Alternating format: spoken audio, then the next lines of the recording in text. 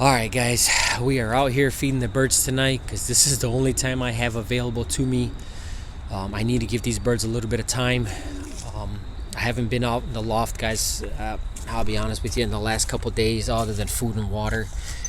And I want to give these birds a few minutes of my time. I just want to make sure everybody's okay. We have a lot going on. I'm going through my breeders as we speak. I have a few birds isolated on this section here from the breeding stock, a couple cocks and a couple hens that I'm going to be finding homes for. My cock birds are doing very well. I think there are 4 birds in there that I have to remove in order for these cocks to start to maintain their boxes again. Because the breeding season's, it's pretty close. It's definitely upon us. And I like to get my cockbirds in their situated boxes to make things a lot easier for me.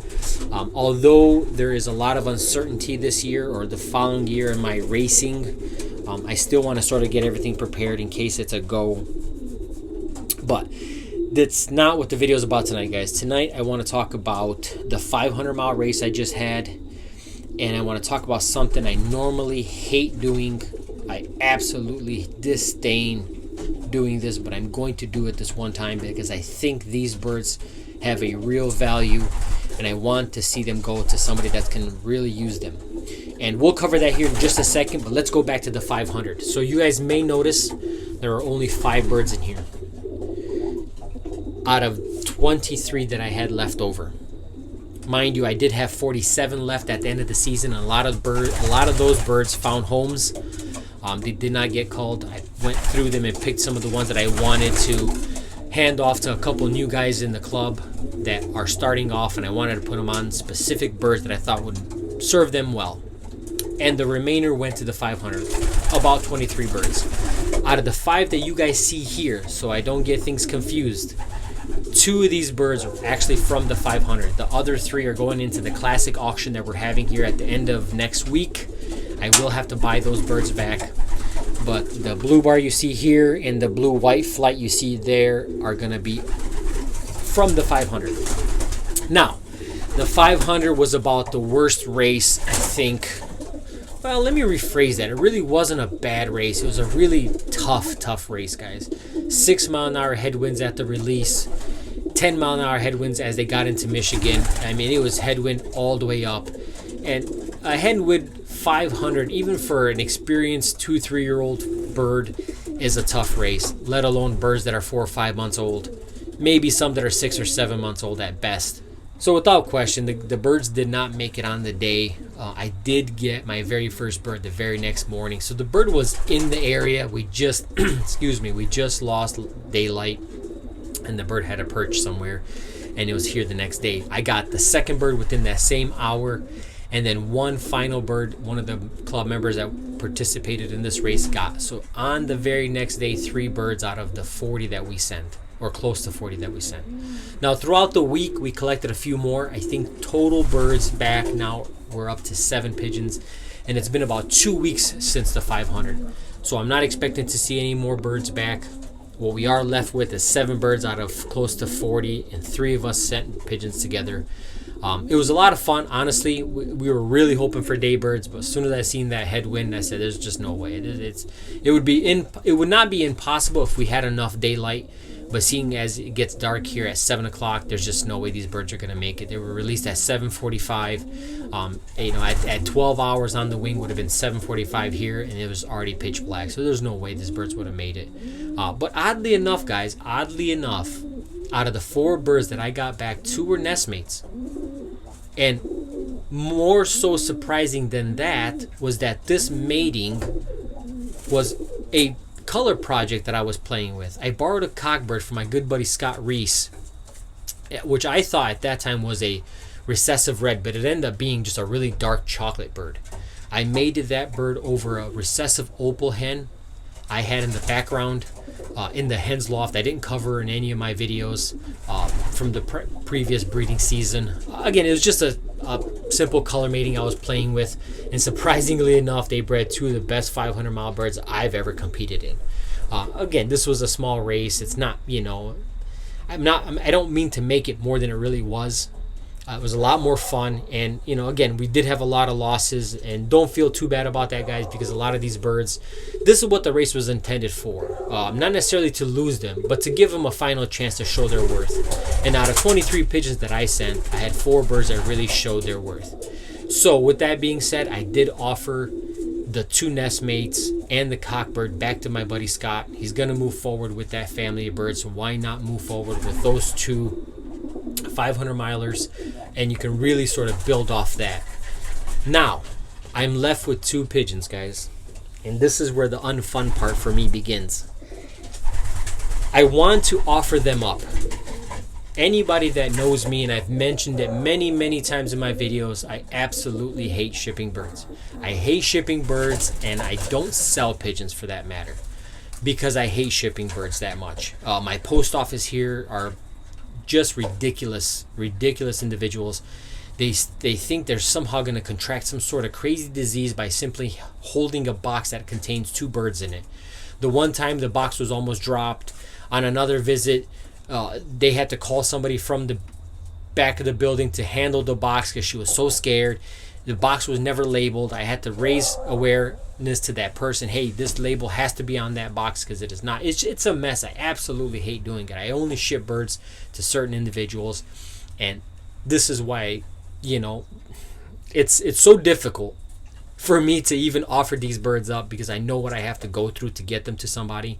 But I really do feel that these 2 pigeons have real value. I think they're worth it. Now, the white flight you see here is a son off of mating or box number 2, Connie, and the 810 hen. And the bird behind him, the other blue bar, is a son and my only son off of Titan.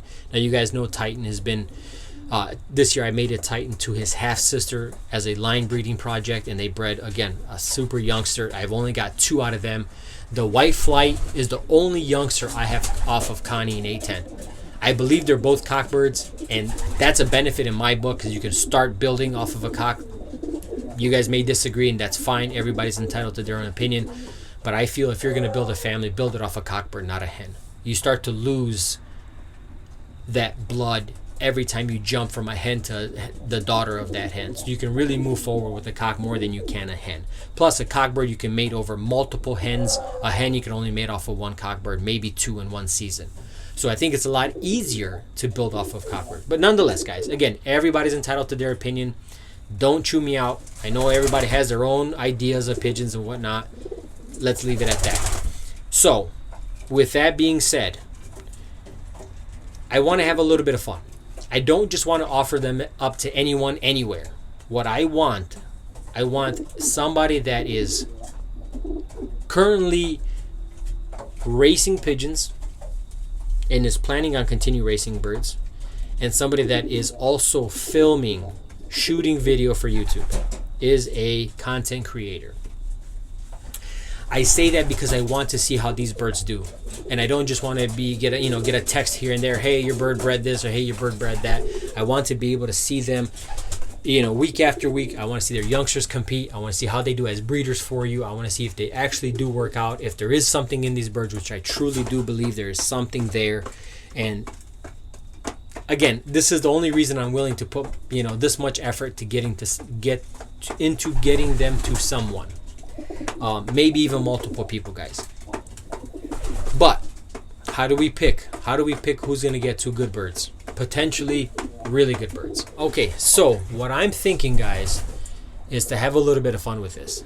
My band series are 1,000 to 1,100, but I'm going to narrow it down. Let's go 1,020 to 1,040. I want you guys to pick 3 numbers from 1,020 to 1,040 and leave them in the comments. The guys that are truly interested in these pigeons. If you are truly interested in these birds, you are a content creator, and you are willing to pay for the shipping, they are yours for free. So the first guy that picks the correct band number to either one of these birds, I will be more than happy to ship them out to you at the simple cost of shipping. Potentially 2 guys. If the response is that good on these 2 birds, and there's that many participants in actively trying to get these 2 birds, I will make the effort and ship them to 2 separate individuals. if we have that much response anyway. I like to have made this at the end of the video to see who really watches my videos, because I can understand it gets boring after a while and you want to click onto something else. That's fine. So if the response is heavy, I may choose to. All I ask is, you shoot a video occasionally on these birds, remind me and of how they're doing, and obviously I'll be able to see, but the youngsters, band numbers, things of that nature, just keep me informed. I want to see how they do. That's the only reason I'm willing to put this much effort into getting them out to somebody that can use them. I want to see how they do, and it's a lot of fun when you get to watch your birds in someone else's loft over the year, not only as racers but also as breeders. I know I've done this with Blessings, and he's got a few of my birds that he's breeding out of and racing, and it's a whole lot of fun. So it's worth it, I think. And I like to make the video towards the end because just to see who's really watching. So I really encourage anybody that is really interested in these birds, without showing any favoritism to any one individual, pick 3 numbers from 1020 to 1040. Just throw 3 random numbers out. They could fall on one of these birds' band numbers, and you could be walking away with potentially really good birds. I appreciate it, guys. Hopefully the response is good. Otherwise, I will have to find homes for these birds. I don't have the space for them, and I really do think that there's value here. Hope you guys feel the same. If not, we'll see you on the next one.